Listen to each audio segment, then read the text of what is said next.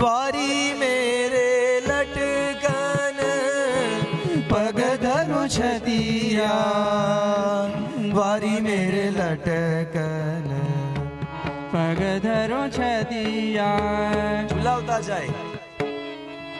એના પછી ઠાકોરજી રડવા લાગ્યા તો એક એક આંગળા બતાવવા લાગ્યા.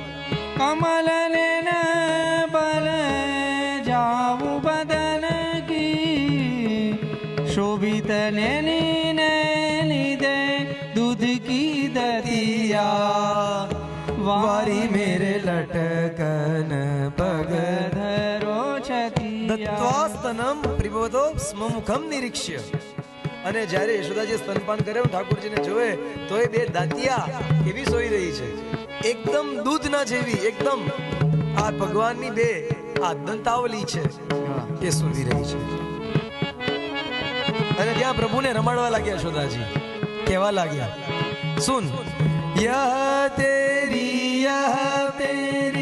यह बलभद्र भैया की, यह मेरी यह तेरी, यह बाबा नंद जू की, यह बलभद्र भैया की.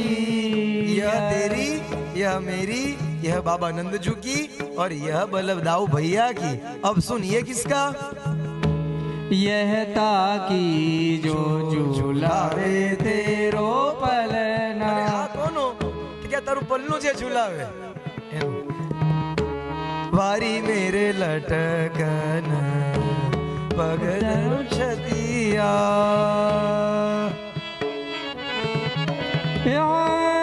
यहाँ चली खर खात पीवत जल. બીજું કોઈ સ્વરૂપ નહીં. નાથદ્વારામાં દર્શન કરવા જઈએ શ્રીનાથજી, શ્રીનાથજીની બાજુમાં આપણે દર્શન કરવા જઈએ. કોણ?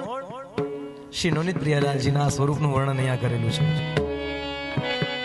શોભિત કરનવ નીતલિયે, શોભિત કરનવ નીતલિયે, ગુટુર્ન ચલત રેણુ તનુ મંડિત મુખ.